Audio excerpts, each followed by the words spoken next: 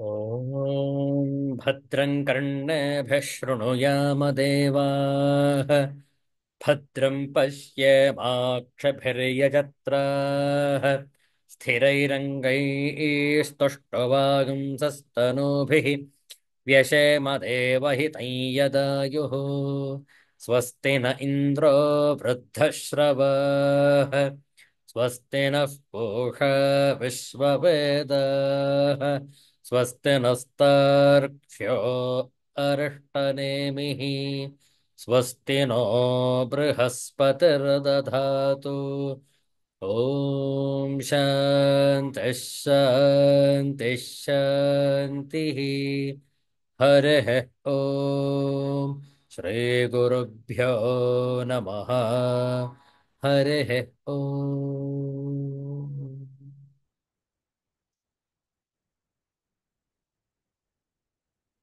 Universal prayer. Let's chant this together. O hidden light, vibrant in every atom. O hidden light, shining in every creature. O hidden love, embracing all in oneness. May each who feels himself as one with thee know he is also one with every other. Om Shanti, Shanti, Shanti. ಇಂದು ಕಾರ್ತಿಕ ಮಾಸದ ಬಹುಳ ಅಷ್ಟಮಿ ಶ್ರೇಷ್ಠವಾದಂತಹ ಮಂದವಾಸರ ಶನಿವಾರ. ಇಂತಹ ಶ್ರೇಷ್ಠವಾದ ಶನಿವಾರದೊಂದು ಶ್ರೀರಾಮನ ಕೆಲವು ಸ್ತೋತ್ರಗಳ ಪಠಣ.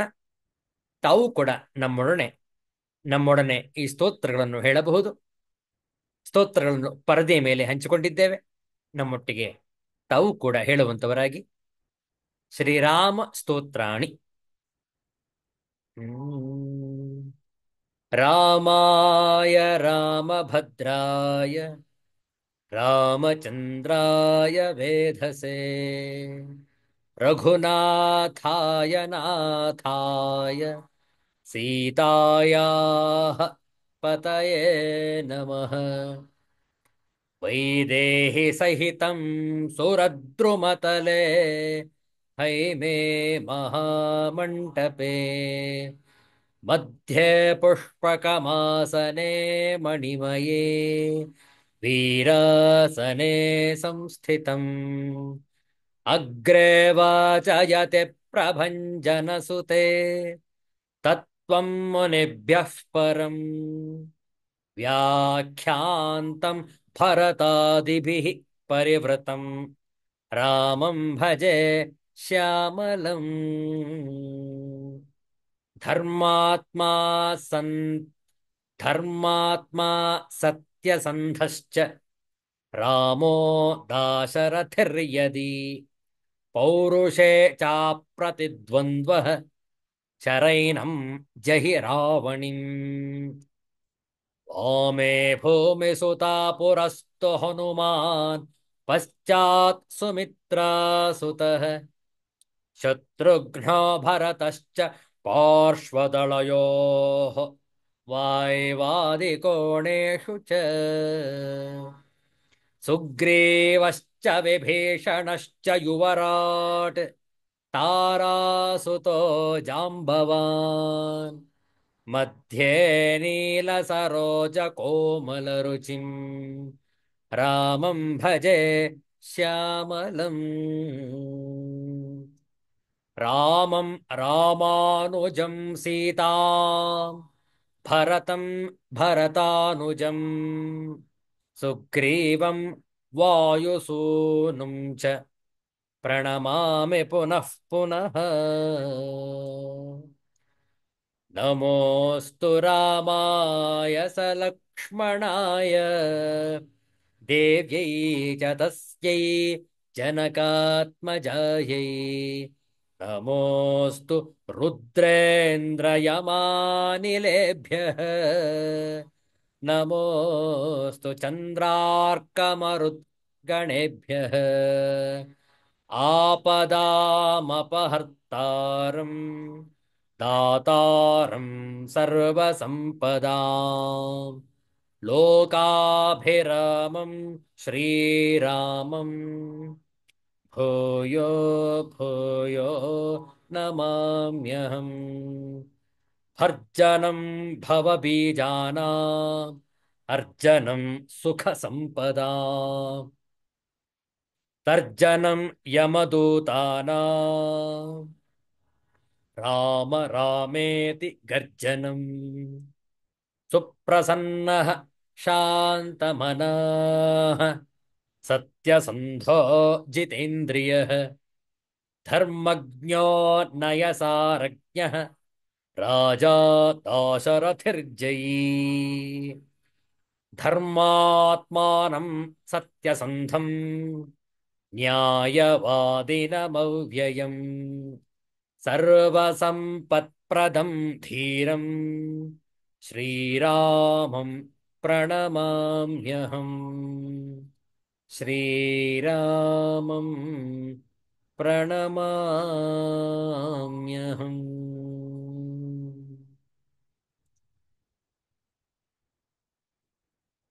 ಒಂದು ಸುಂದರವಾದ ಶ್ರೀರಾಮನ ಭಜನೆಯನ್ನು ಮಾಡೋಣ. ಅತ್ಯಂತ ಸುಪ್ರಸಿದ್ಧವಾದಂತಹ ಕೀರ್ತನೆ ಹೇಳಿಕೊಡ್ತೇವೆ, ತಾವು ಪುನರಾವರ್ತಿಸಬಹುದು.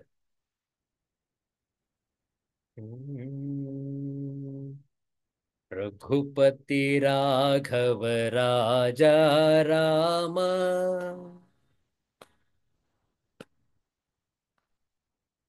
ಪತಿತ ಪಾವನ ಸೀತಾರಾಮ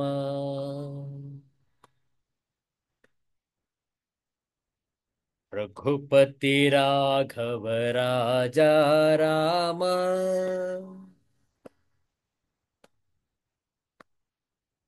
ಪತಿತ ಪಾವನ ಸೀತಾರಾಮ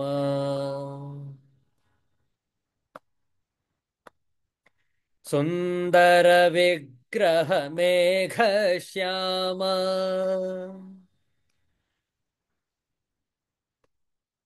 ಗಂಗಾ ತುಳಸಿ ಶಾಲಿ ಗ್ರಾಮ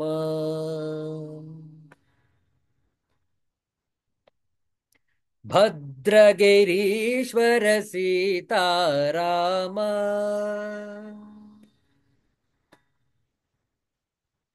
ಭಗತ ಜನ ಪ್ರಿಯ ಸೀತಾರಾಮ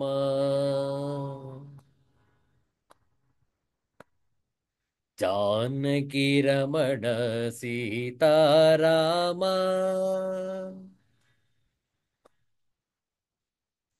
ಜಯ ಜಯ ರಾಘವ ಸೀತಾರಾಮ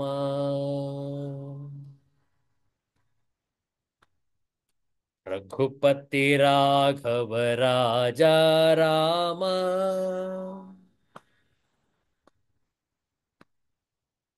ಪತಿತ ಪಾವನ ಸೀತಾರಾಮ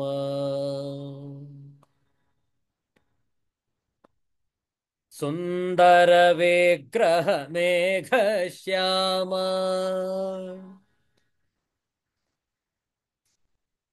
ಗಂಗಾ ತುಳಸಿ ಶಾಲೆ ಗ್ರಾಮ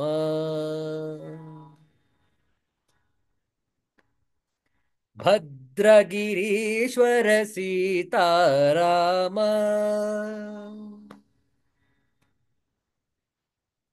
ಭಕ್ತ ಜನ ಪ್ರಿಯ ಸೀತಾರಾಮ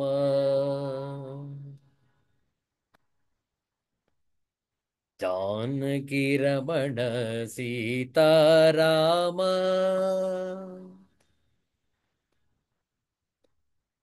ಜಯ ಜಯ ರಾಘವ ಸೀತಾರಾಮ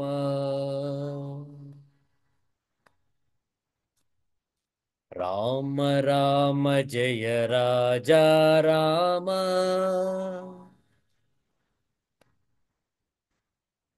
ರಾಮ ರಾಮ ಜಯ ಸೀತಾರಾಮ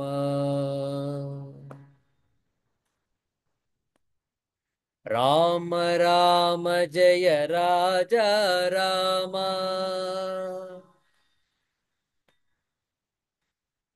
राम राम जय सीता राम।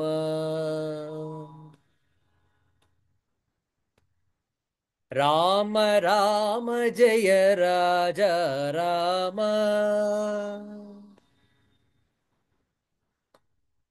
राम राम जय सीता राम। श्रीराम जय राम जय जय राम। श्रीराम जय राम जय जय राम।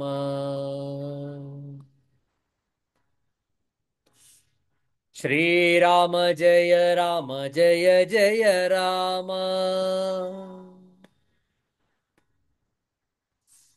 श्रीराम जय राम जय जय राम।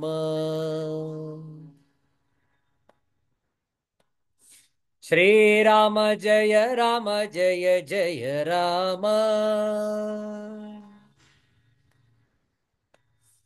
श्रीराम जय राम जय जय राम।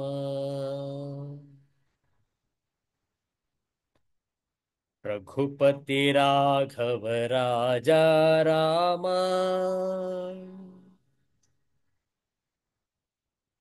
पतित पावन सीताराम।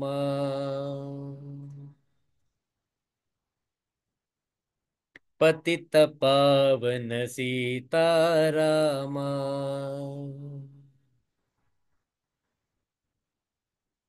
पतित पावन सीताराम।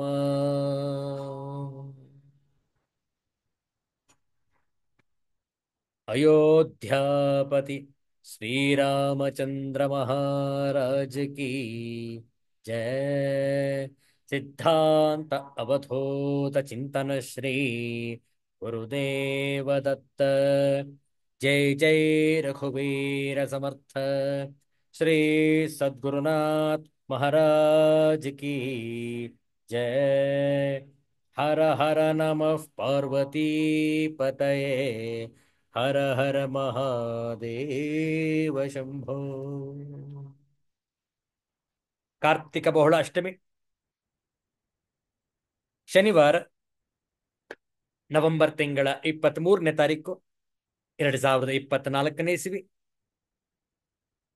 ಈ ಶುಭ ಸಂದರ್ಭದಲ್ಲಿ ಶ್ರೀಮದ್ ಭಗವದ್ಗೀತಾ ಪಾರಾಯಣ 12ನೆಯ ಅಧ್ಯಾಯ 12ನೆಯ ಶ್ಲೋಕದಿಂದ 16ನೆಯ ಶ್ಲೋಕದವರೆಗೆ 5 ಶ್ಲೋಕಗಳ ಪಾರಾಯಣ ಒಟ್ಟಿಗೆ ಸಿದ್ಧರಾಗಿದ್ದೀರಿ ಅಂತೇಳಿ ಭಾವಿಸ್ತೇವೆ.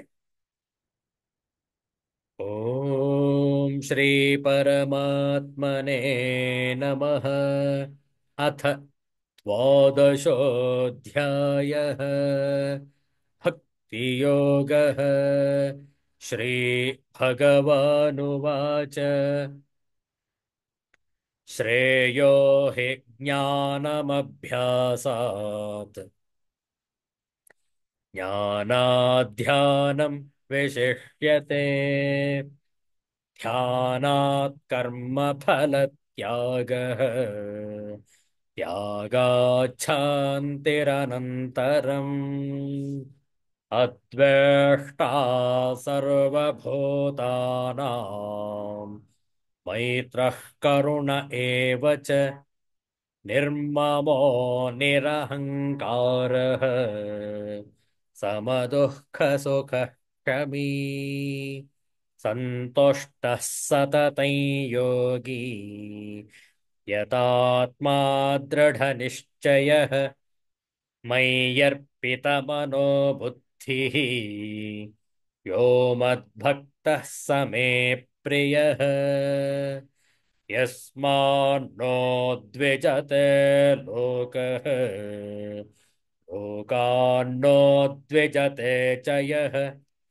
ಹರ್ಷಾಮರ್ಷಭಯೋದ್ವೇಗೈಃ ಮುಕ್ತೋ ಯಃ ಸ ಚ ಮೇ ಪ್ರಿಯಃ. ಅನಪೇಕ್ಷಶ್ಚುಚಿರ್ದಕ್ಷಃ ಉದಾಸೀನೋ ಗತವ್ಯಥಃ. ಸರ್ವಾರಂಭ ಪರಿತ್ಯಾಗಿ ಯೋ ಮದ್ಭಕ್ತಃ ಸ ಮೇ ಪ್ರಿಯಃ. ಓಂ ಶಾಂತಃ ಶಾಂತಃ ಶಾಂತಿಃ. ಹರಿಃ ಓಂ. ಶ್ರೀ ಗುರುಭ್ಯೋ ನಮಃ. ಹರಿಃ ಓಂ.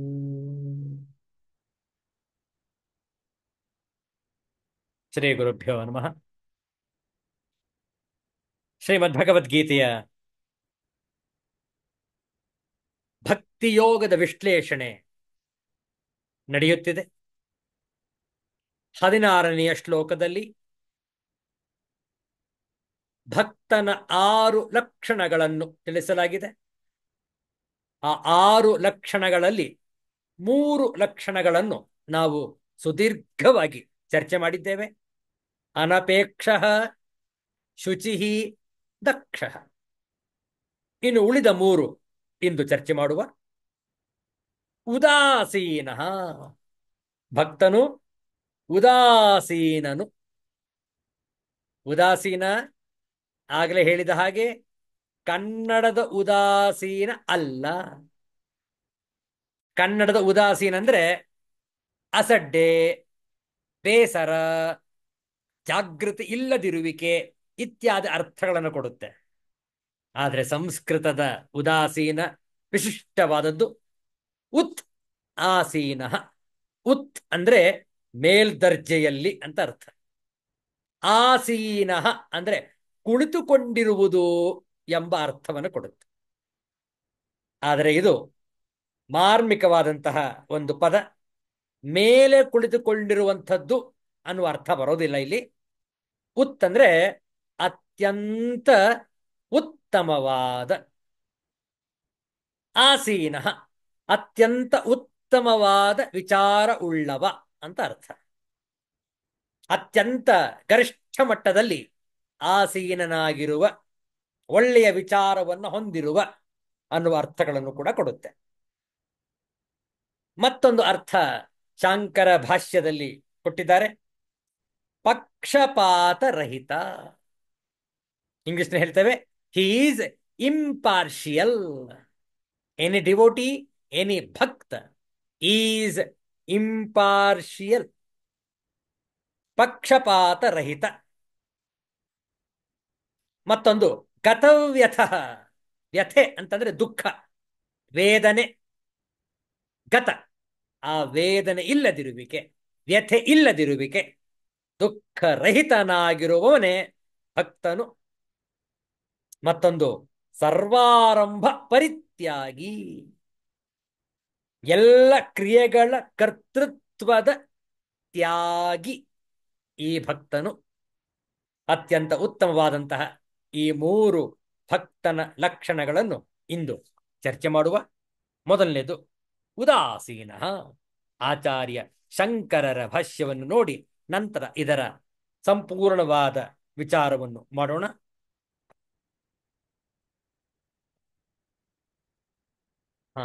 ಆಚಾರ್ಯ ಶಂಕರರ ಭಾಷ್ಯ ಈ ಪದಕ್ಕೆ ಏನಿದೆ ನೋಡುವ. ಉದಾಸೀನ.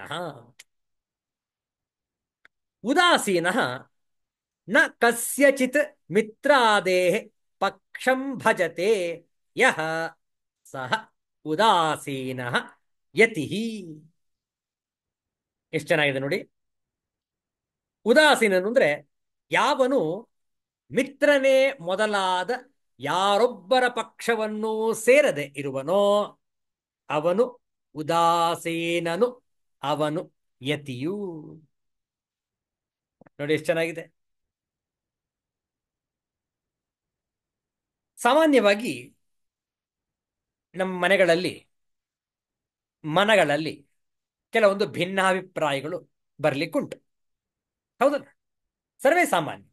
ಪ್ರತಿನಿತ್ಯ ಯಾವುದಾದ್ರೂ ಒಂದು ಮನಸ್ತಾಪ, ಯಾವುದಾದ್ರೂ ಒಂದು ವೈಷಮ್ಯ, ಯಾವುದೋ ಒಂದು ಮತಭೇದ ಬರಲು ಅವಕಾಶಗಳುಂಟು ಪ್ರತಿನಿತ್ಯ. ಅಂತಹ ಒಂದು ವಾದ ವಿವಾದಗಳಲ್ಲಿ ಸಾಮಾನ್ಯವಾಗಿ ನಾವು 3ನೆಯ ವ್ಯಕ್ತಿಗಳಾಗಿದ್ದರೆ, ಮೊದಲನೇ ವ್ಯಕ್ತಿ 2ನೇ ವ್ಯಕ್ತಿ ವಾದ ವಿವಾದವನ್ನು ನಡೆಸ್ತಾ ಇದ್ದಾರೆ, ಒಬ್ಬರು ಪರ ಮತ್ತೊಬ್ಬರ ವಿರೋಧ, ಹೀಗೆ ವಾದ ವಿವಾದ ನಡೀತಾ ಇದೆ. ಮೂರನೆಯ ವ್ಯಕ್ತಿಯಾದ ನಾವು ಯಾರ ಪರವಾಗಿ ಮಾತನಾಡಬೇಕು? ವಿಚಾರ ಮಾಡಿ. ಯಾಕೆ ವಾದ ವಿವಾದ ಅಂತಂದ್ರೆ, ಒಬ್ಬರದು ನ್ಯಾಯಯುಕ್ತವಾಗಿದೆ, ಮತ್ತೊಬ್ಬರದು ಅನ್ಯಾಯಯುಕ್ತವಾಗಿದೆ. ಧರ್ಮ ಆಚರಣೆ ಉಳ್ಳವರು ಸಾಮಾನ್ಯವಾಗಿ ನ್ಯಾಯ ಯಾವ ಕಡೆಗಿದೆಯೋ ಅವರ ಕಡೆಗೆ ಮಾತನಾಡ್ತಾರೆ, ಹೌದಲ್ಲ? ಅವರ ಕಡೆಗೆ ಬೆಂಬಲವನ್ನ ಸೂಚಿಸ್ತಾರೆ. ಯಾಕೆ? ಅವರು ನ್ಯಾಯಯುತವಾಗಿದ್ದಾರೆ, ಆದ್ದರಿಂದ ನಾನು ಅವರ ಕಡೆ, ಹೌದಲ್ಲ? ಎಲ್ಲಿ ಧರ್ಮ ಇರುತ್ತೋ, ಎಲ್ಲಿ ನ್ಯಾಯ ಇರುತ್ತೋ ಅಲ್ಲಿ ನಾವು. ಅದು ಸಹಜವಾದಂಥದ್ದು, ಸರಿಯಾಗಿ ಇದೆ. ಆದರೆ ಭಕ್ತನು ಯಾರು ಅಂತ ಹೇಳಿದ್ರೆ ಯಾರೊಬ್ಬರ ಪಕ್ಷವನ್ನು ವಹಿಸುವುದಿಲ್ಲ. ತಟಸ್ಥ. ಐ ಆಮ್ ನೀದರ್ ಪ್ರೋ ನಾರ್ ಅಗೇನ್ಸ್ಟ್, ಐ ಆಮ್ ನ್ಯೂಟ್ರಲ್. ನೋಡಿ, ಯಾವುದೇ ವ್ಯಾಜ್ಯಕ್ಕೆ ನಾನು ಮೂಗು ತೂರಿಸುವುದಿಲ್ಲ. ನೋಡಿ ಆ ಭಕ್ತನ ಲಕ್ಷಣ ಎಷ್ಟು ಚೆನ್ನಾಗಿದೆ. ಉದಾಸೀನ ಉತ್ ಆಸೀನ. ಅಕ್ಷರಶಃ ನೋಡಬೇಕಾದ್ರೆ ಮೇಲೆ ಕುಳಿತುಕೊಂಡಿದ್ದಾನೆ ಅಂತ ಅರ್ಥ. ಉದಾಹರಣೆಗೆ ನೋಡಿ, ಈ ಮೇಲೆ ಕುಳಿತುಕೊಂಡಿದ್ದಾನೆ ಅನ್ನೋದಕ್ಕೆ ಒಂದು ಉದಾಹರಣೆ ಕೊಡುವ. ಈ ಲಾನ್ ಟೆನಿಸ್ ಆಟ ಇರುತ್ತೆ ನೋಡಿ, lawn tennis, Wimbledon, French open ಇತ್ಯಾದಿ. ವರ್ಷಕ್ಕೆ 4 ಬಾರಿ 4 ಟೂರ್ನಮೆಂಟ್ ನಡೆಯುತ್ತೆ ಬೇರೆ ಬೇರೆ ದೇಶದಲ್ಲಿ, ಅಲ್ವೇ? ಅದರಲ್ಲೂ ಎಲ್ಲಕ್ಕಿಂತ ಮುಖ್ಯವಾಗಿ ವಿಂಬಲ್ಡನ್ ಯಾವ ಬ್ರಿಟೇನ್ ದೇಶದಲ್ಲಿ, ಇಂಗ್ಲೆಂಡ್ನಲ್ಲಿ ನಡೆಯುತ್ತೆ. ಅದು ಒಂಥರ ಮುಖ್ಯವಾದದ್ದು, ಎಲ್ಲಕ್ಕಿಂತ ಗರಿಷ್ಠ ಮಟ್ಟದಲ್ಲಿ ಇರುವಂಥದ್ದು ವಿಂಬಲ್ಡನ್ ಆಟ. ಅಲ್ಲಿ ಲಾನ್ ಟೆನ್ನಿಸ್ ಆಡ್ತಾರೆ, ಕೆಲವೊಂದು ಸಿಂಗಲ್ಸ್ ಆಡ್ತಾರೆ, ಕೆಲವೊಂದು ಡಬಲ್ಸ್ ಆಡ್ತಾರೆ.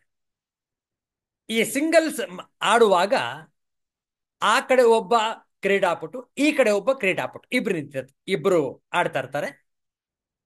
ಅಲ್ಲಿ ಮೇಲೆ ಮಧ್ಯಭಾಗದಲ್ಲಿ ಒಬ್ಬ ಕುಳಿತುಕೊಂಡಿರ್ತಾನೆ, ಹೌದಲ್ಲ? ರೆಫರಿ. ಅವನೇ ಈ ನಮ್ಮ ಭಗವದ್ಗೀತೆಯ ಉದಾಸೀನ ಅನ್ನುವುದಕ್ಕೆ ತಕ್ಕ ಉದಾಹರಣೆ. ಮೇಲೆ ಕುಳಿತುಕೊಂಡಿರ್ತಾನ ಅವನು, ಸ್ವಲ್ಪ ಒಂದು ಮೆಟ್ಲ ಮೇಲೆ, 2-3 ಮೆಟ್ಲು ಮೇಲೆ ಒಂದು ಏಣಿನ ಹಾಕೊಂಡು, ಅಲ್ಲಿ ಮೇಲೆ ಒಂದು ಕುರ್ಚಿ ಇರುತ್ತೆ, ಅಲ್ಲಿ ಕುಳಿತುಕೊಂಡಿರ್ತಾನೆ.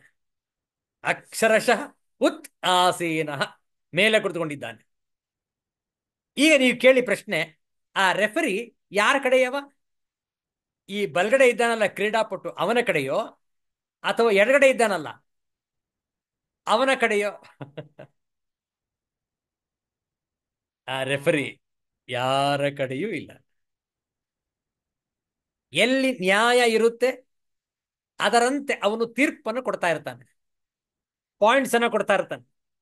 ಯಾರು ಗೆಲ್ತಾರೋ ಅವರು ಪಾಯಿಂಟ್ಸ್ ಹಾಗೆ ಮುಂದಕ್ಕೆ ಹೋಗ್ತಾ ಇರುತ್ತೆ. ಯಾರು ಫಾಲ್ಟ್ ಮಾಡ್ತಾರೆ ತಕ್ಷಣ ರೆಫರಿ ಹೇಳ್ತಾನೆ ಫಾಲ್ಟ್ ಅಂತಾನೆ. ಆಗ ಅವ್ರು ಮತ್ತೆ ರೀಸರ್ವ್ ಮಾಡಬೇಕು ಅಥವಾ ಅವ್ರ ಪಾಯಿಂಟ್ ಇವ್ರಿಗೆ ಬರುತ್ತೋ, ಈ ರೀತಿ ಒಬ್ಬ ರೆಫರಿ ಕೊಡ್ತಿರ್ತಾನೆ. ಅವನು ಯಾರ ಕಡೆ? ಯಾರ ಕಡೆಯೂ ಅಲ್ಲ, ಪಕ್ಷಪಾತರಹಿತ ಈ ಭಕ್ತ.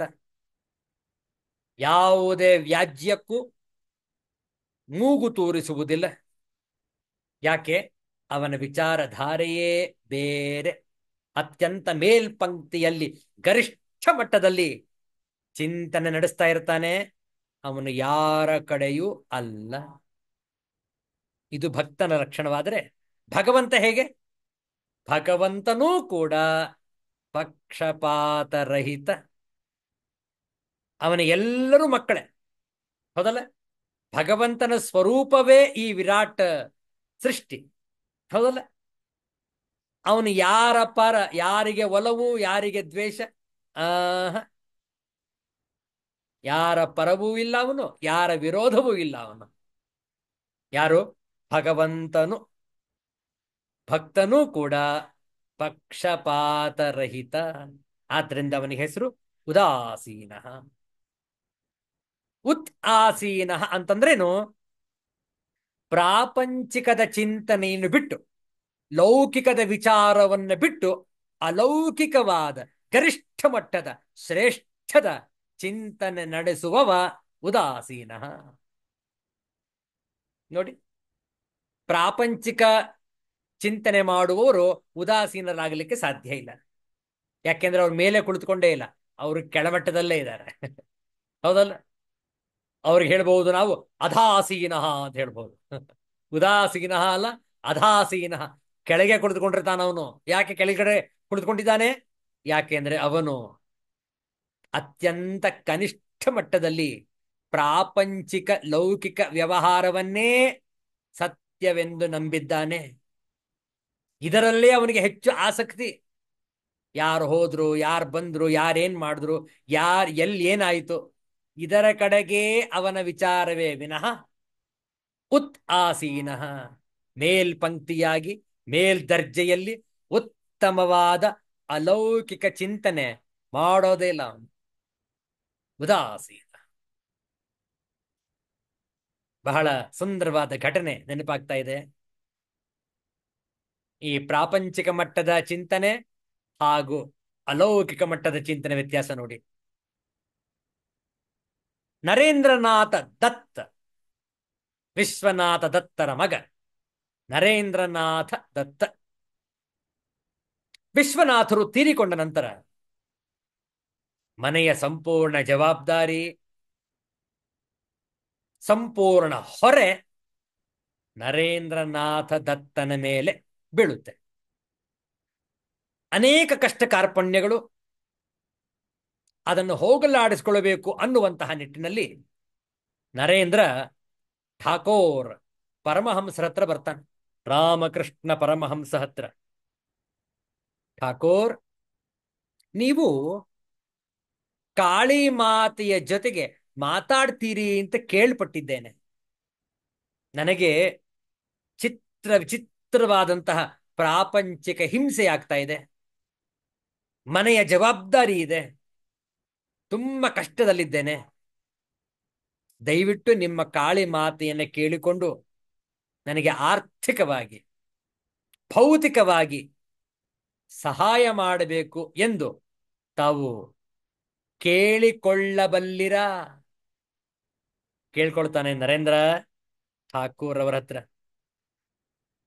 ಠಾಕೂರ್ ಹೇಳ್ತಾರೆ, ನೋಡಪ್ಪ, ನಾನು ಮಾತ್ರ ಕಾಳಿ ಜೊತೆ ಅಲ್ಲ, ಎಲ್ಲರೂ ಕಾಳಿ ಜೊತೆ ಮಾತಾಡಬಹುದು. ನೀನೇ ಹೋಗಿ ಮಾತಾಡು, ನೀನೇ ಹೋಗಿ ಕೇಳು. ನಾನ್ ಯಾಕೆ ಕೇಳಿ ನಿನ್ ಪರವಾಗಿ?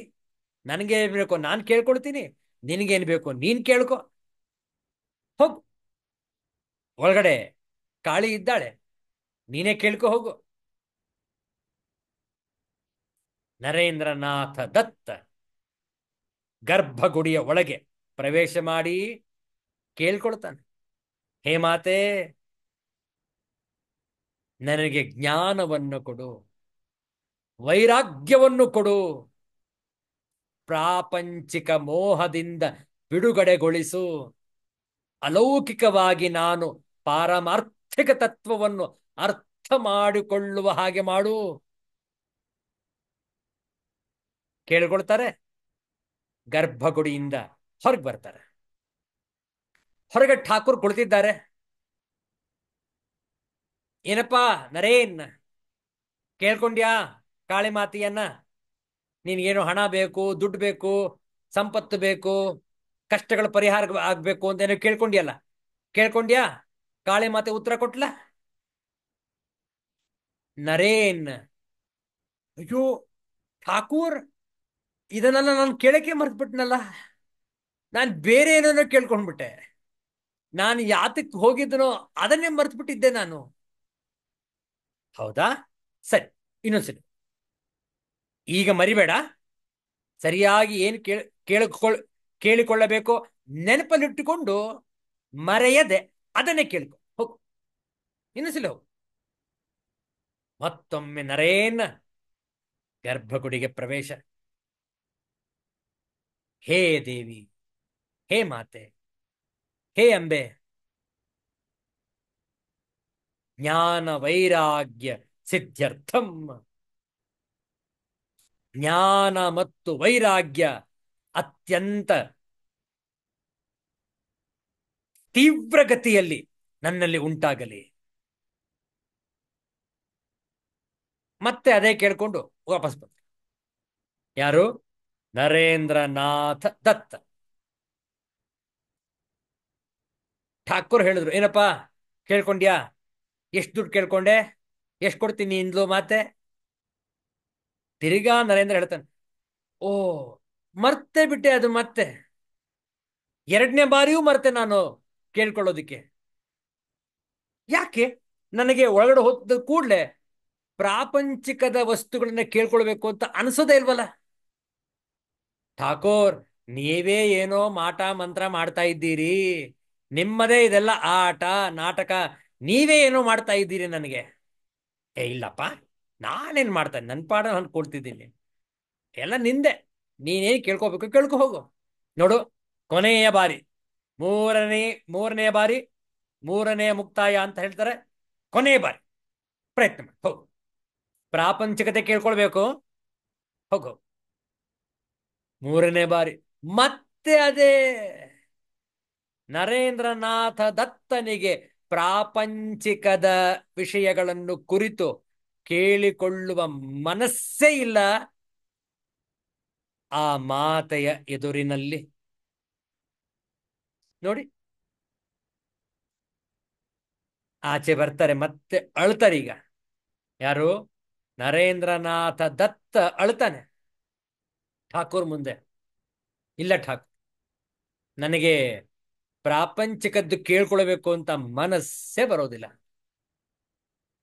ಆಗ ಠಾಕೂರ್ ಹೇಳ್ತಾರೆ, ಅಯ್ಯೋ ಹುಚ್ಚ, ಅದೆಲ್ಲ ಕೇಳಿಕೊಳ್ಳುವ ಅಗತ್ಯವೂ ಇಲ್ಲ. ನಾವು ಕೇಳಿಕೊಳ್ಳಬೇಕಾದದ್ದು ಕೇವಲ ಪಾರಮಾರ್ಥಿಕವಾದದ್ದೇ. ಅದನ್ನೇ ನೀನು ಕೇಳ್ಕೊಂಡಿದ್ದೀ. ನೋಡಿ, ಇದು ಭಕ್ತನ ಲಕ್ಷಣ. ಉದಾಸೀನ ಅಂತಂದ್ರೆ ಯಾವತ್ತೂ ಕೂಡ ಪಾರಮಾರ್ಥಿಕದ ವಿಚಾರವನ್ನೇ ಮಾಡುವವನು. ನೋಡಿ, ಉದಾಸೀನ, ಪಕ್ಷಪಾತರಹಿತ, ಎಲ್ಲರೂ ಒಂದೇ. ಹೌದಲ್ಲ? ಇದನ್ನೇ ಆಚಾರ್ಯ ಶಂಕರರು ತಮ್ಮ ಭಾಷ್ಯದಲ್ಲಿ ಸ್ಪಷ್ಟಪಡಿಸಿದರು. ಹೇಳ್ತಾರೆ ನೋಡಿ, ಮತ್ತೊಮ್ಮೆ ಓದ್ತೇವೆ. ಉದಾಸೀನ ನ ಕಸ್ಯಚಿತ್ ಮಿತ್ರಾದೇಹೇ ಪಕ್ಷಂ ಭಜತೆ ಯಹ ಸಹ ಉದಾಸೀನ. ಮತ್ತೊಂದು ಹೆಸರು ಅವನಿಗೆ ಯತಿಹಿ. ಯತಿಹಿ ಅಂತಂದ್ರೆ ಪ್ರಯತ್ನ ಮಾಡುವವ, ಸಾಧನೆ ಮಾಡುವವ, ಸಾಧಕ, ಭಕ್ತ, ಉದಾಸೀನ. ಮತ್ತೊಂದು ಪದ ಗತವ್ಯಥ. ವೇದನೆ ರಹಿತ, ದುಃಖರಹಿತನಾದವನು ಭಕ್ತನು. ಇಲ್ಲಿ ಆಚಾರ್ಯ ಶಂಕರ ಹೇಳ್ತಾರೆ, ಗತವ್ಯತಃ ಅಂತಂದ್ರೆ ಗತಭಯ, ನಿರ್ಭಯನು, ಭಯರಹಿತನು ಭಕ್ತನು. ಈಗ ಪ್ರಶ್ನೆ ಬರುತ್ತೆ ಮನಸ್ಸಿನಲ್ಲಿ, ಮನುಷ್ಯರು ಯಾಕೆ ಭಯ ಪಟ್ಕೊಳ್ತಾರೆ? ಭಯ ನಮ್ಮಲ್ಲಿ ಯಾವಾಗ ಅಂಕುರಿಸುತ್ತೆ? ವಿಚಾರ ಮಾಡಿ. ಭಯ ಯಾವಾಗ ನಮಗೆ ಉಂಟಾಗತ್ತೆ ಅಂತ ಹೇಳಿದ್ರೆ, ಯಾವಾಗ ನಾವು ಪಾಪ ಕಾರ್ಯಗಳನ್ನು ಮಾಡಲು ಹೊರಡುತ್ತೇವೆಯೋ, ಅಥವಾ ಪಾಪದ ಕಾರ್ಯದ ಬಗ್ಗೆ ಮನಸ್ಸಿನಲ್ಲೇ ಆಲೋಚನೆ ಮಾಡ್ತೀವಿಯೋ, ಭಯ ಉಂಟಾಗತ್ತೆ. ನೋಡಿ, ಭಕ್ತನು ಗತ ಭಯ, ಗತವ್ಯಥ, ದುಃಖರಹಿತ, ಭಯರಹಿತ. ಯಾರು ಭಯಗ್ರಸ್ತನೋ ಅವನಿಗೆ ದುಃಖ ಆಗೋದು. ಯಾರು ಭಯರಹಿತನೋ ಅವನಿಗೆ ದುಃಖವೇ ಇಲ್ಲ. ನೋಡಿ ಎಷ್ಟು ಚೆನ್ನಾಗಿದೆ. ಶಾಸ್ತ್ರದಲ್ಲಿ ಉಲ್ಲೇಖ ಇದೆ, ಯಸ್ಯ ಉದರಂ ಅಂತರಂ ಕುರುತೆ ತಸ್ಯ ಭಯಂ ಭವತಿ. ಯಾರಿಗೆ ಭಯ ಉಂಟಾಗತ್ತೆ? ಯಸ್ಯ ಉದರಂ ಅಂತರಂ ಕುರುತೆ. ಯಾರು ಕೇವಲ ಸ್ವಲ್ಪ ಅಂತರವನ್ನು ಭಗವಂತನಿಂದ ಕಾಯ್ದುಕೊಳ್ತಾರೋ ಅವರಿಗೆ ಭಯ. ಯಾರು ಸದಾ ಭಗವಂತನಲ್ಲೇ ಲೀನವಾಗಿರುತ್ತಾರೆ ಅವರು ಭಯರಹಿತರು. ಅವರಿಗೆ ಭಯವೇ ಇರುವುದಿಲ್ಲ. ಗತ ಭಯ ಗತ ವ್ಯತಃ, ಅವರಿಗೆ ದುಃಖವೇ ಇರುವುದಿಲ್ಲ ಜೀವನದಲ್ಲಿ. ನಮ್ಮಲ್ಲಿ ದುಃಖ ಇದೆ, ಭಯ ಇದೆ ಅನ್ನುವುದಾದರೆ ನಾವು ಭಗವಂತನ ಚಿಂತನೆಯಿಂದ ದೂರ ಇದ್ದೇವೆ ಅಂತಲೇ ಅರ್ಥ. ವಿಚಾರ ಮಾಡಿ. ಆದ್ದರಿಂದ ಭಗವಂತ ನಿರಂತರ ಧ್ಯಾನ, ನಿರಂತರ ಜಾಗೃತಿ ಇದ್ದರೆ ನಾವು ಭಕ್ತರು, ಭಗವಂತನಿಗೆ ಪ್ರಿಯರು. ನಾವು ನಮ್ಮಲ್ಲಿ ಭಯ ಇದೆ, ದುಃಖ ಇದೆ, ವೇದನೆ ಇದೆ, ನೋವಿದೆ, ಹಾಗಾದ್ರೆ ನಾವು ಭಕ್ತರಲ್ಲ, ಭಗವಂತನಿಗಿಂತ ದೂರ ಇದ್ದೇವೆ, ಭಗವಂತನ ಸಾಮೀಪ್ಯದಲ್ಲಿ ನಾವಿಲ್ಲ. ಆದ್ರಿಂದಲೇ ಭಯ. ಭಕ್ತನು ಭಯರಹಿತನು, ಗತ ಭಯ ಗತ ವ್ಯತಃ. ಮುಂದಿನ ಪದ ಇನ್ನೂ ಅತ್ಯಂತ ಶ್ರೇಷ್ಠವಾದಂತಹ ಭಗವಂತನ ಲಕ್ಷಣ, ಭಕ್ತನ ಲಕ್ಷಣ. 6ನೆಯ ಲಕ್ಷಣ ಈ ಶ್ಲೋಕದಲ್ಲಿ ಸರ್ವಾರಂಭ ಪರಿತ್ಯಾಗಿ. ನೋಡಿ, ಆಚಾರ್ಯ ಶಂಕರರು ಎಷ್ಟು ಸ್ಪಷ್ಟವಾಗಿ ಆ ಅರ್ಥ ವಿವರಣೆ ಕೊಡ್ತಾ ಇದ್ದಾರೆ.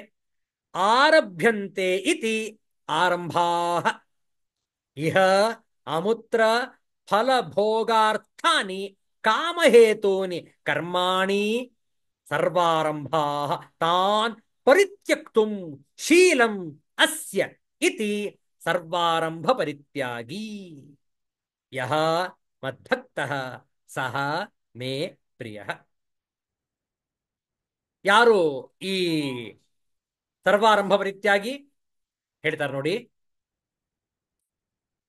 ಆರಂಭಿಸಲ್ಪಡುವವು, ಯಾವುದು ಮಾಡಲ್ಪಡುವುದೋ, ಯಾವುದು ಆರಂಭಿಸಲ್ಪಡುವುದೋ ಅದು ಕರ್ಮಗಳಿಗೆ ಆರಂಭಗಳು.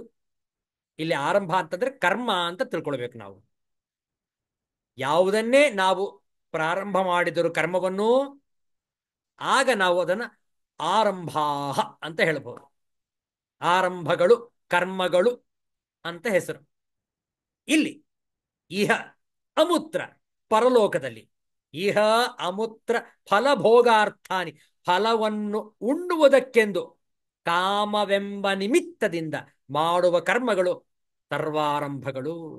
ನೋಡಿ, ಸರ್ವಾರಂಭ ಅಂತಂದ್ರೆ ಯಾವುದೋ ಕಾಮನೆ ಇದೆ, ಯಾವುದೋ ಬಯಕೆ ಇದೆ, ಯಾವುದೋ ಇಚ್ಛೆ ಇದೆ, ಯಾವುದೋ ಒಂದು ವಾಂಛೆ ಇದೆ. ಆದ್ರಿಂದಲೇ ನಾವು ಕರ್ಮವನ್ನು ಎಸಗುತ್ತೇವೆ, ಕರ್ಮವನ್ನು ಮಾಡುತ್ತೇವೆ, ಆರಂಭಿಸುತ್ತೇವೆ. ಇಂತಹ ಕಾಮ್ಯ ಕರ್ಮಗಳನ್ನು ಯಾರು ಬಿಟ್ಟು ಬಿಡುವನೋ ಅವನು ಸರ್ವಾರಂಭ ಪರಿತ್ಯಾಗಿ. ಆ ಕರ್ಮಗಳನ್ನು ಬಿಟ್ಟು ಬಿಡುವುದು ಭಕ್ತನ ಸ್ವಭಾವವಾದ್ದರಿಂದ ಈ ಭಕ್ತನಿಗೆ ಹೆಸರು ಸರ್ವಾರಂಭ ಪರಿತ್ಯಾಗಿ. ನೋಡಿ ಎಷ್ಟು ಚೆನ್ನಾಗಿದೆ. ಅವನು ಯಾವುದು ಕೂಡ ತನ್ನ ಒಂದು ಇಚ್ಛೆಗೆ, ತನ್ನ ಒಂದು ಆಸೆಯನ್ನು ತೀರಿಸಿಕೊಳ್ಳುವುದಕ್ಕಾಗಿ ಕರ್ಮವನ್ನು ಆರಂಭಿಸುವುದೇ ಇಲ್ಲ, ಕರ್ಮವನ್ನು ಮಾಡುವುದೇ ಇಲ್ಲ.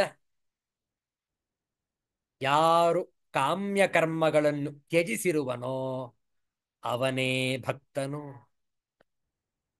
ಸಾಮಾನ್ಯವಾಗಿ ಕಾಮ್ಯ ಕರ್ಮ ಅಂತಂದ್ರೆ ನಮ್ಮ ಯಾವುದೋ ಆಸೆಯನ್ನು ತೀರಿಸಿಕೊಳ್ಳುವುದಕ್ಕಾಗಿ ಭಗವಂತನಲ್ಲಿ ನಾವು ಪ್ರಾರ್ಥನೆಯನ್ನು ಸಲ್ಲಿಸ್ತೇವೆ. ಭಗವಂತ ಇದು ನನಗೆ ಮಾಡು, ಭಗವಂತ ಇದನ್ನು ನನಗೆ ಕೊಡು. ವಿಚಾರ ಮಾಡಿ, ಭಕ್ತನು ಏನ್ ಕೇಳ್ಕೊಳ್ತಾನೆ? ಏನು ಕೇಳಿಕೊಳ್ಳದೆ ಇರುವವನೇ ಭಕ್ತನು. ಸರ್ವಾರಂಭ ಪರಿತ್ಯಾಗಿ. ವಿಚಾರ ಮಾಡಿ. ಇನ್ನು ಮುಂದಿನ ವಿಚಾರಗಳು ಮುಂದಿನ ಶ್ಲೋಕದಲ್ಲಿ ಭಕ್ತನ ಲಕ್ಷಣಗಳನ್ನು ಹೇಳಲಾಗಿದೆ. ಅದನ್ನು ನಾಳೆ ದಿವಸ ಆದಿತ್ಯವಾಸರ ಭೇಟಿ ಮಾಡಿದಾಗ ಮುಂದುವರಿಸೋಣ. ಯಾರು ಇಂತಹ ಲಕ್ಷಣಗಳನ್ನು ಉಳ್ಳವನೋ ಅವನೇ ಭಗವಂತನಿಗೆ ಪ್ರಿಯನು. ಅಂತಹ ಭಕ್ತನು ನನಗೆ ಪ್ರಿಯನು ಎಂದು ಭಗವಂತನು ಅಪ್ಪಣೆ ಕೊಡಿಸಿದ್ದಾನೆ. ಇನ್ನು ಉಳಿದ ಶ್ಲೋಕಗಳಲ್ಲಿ ಇನ್ನೂ ಕೆಲವೊಂದು ಭಕ್ತನ ಲಕ್ಷಣಗಳಿವೆ. ಅದನ್ನು ನಾಳೆ ದಿವಸ ಭೇಟಿ ಮಾಡಿದಾಗ ಮುಂದುವರಿಸೋಣ. ಶಾಂತಿ ಮಂತ್ರದೊಂದಿಗೆ ಇಂದಿನ ಸತ್ಸಂಗವನ್ನು ಸಂಪನ್ನಗೊಳಿಸೋಣ. ಓಂ ಅಸತೋ ಮಾ ಸದ್ಗಮಯ ತಮಸೋ ಮಾ ಜ್ಯೋತಿರ್ಗಮಯ ಮೃತ್ಯೋರ್ಮಾ ಅಮೃತಂಗಮಯ. ಓಂ ಶಾಂತಿ ಶಾಂತಿ ಶಾಂತಿ. ಹರಿ ಓಂ ಶ್ರೀ ಗುರುಭ್ಯೋ ನಮಃ. ಹರಿ ಓಂ. ಮತ್ತೆ ಭೇಟಿ ಮಾಡೋಣ. ಎಲ್ಲರಿಗೂ ಒಳಿತಾಗಲಿ, ಎಲ್ಲರಿಗೂ ಶುಭವಾಗಲಿ. ಜೈ ಶ್ರೀ ಗುರುದೇವ ದತ್ತ.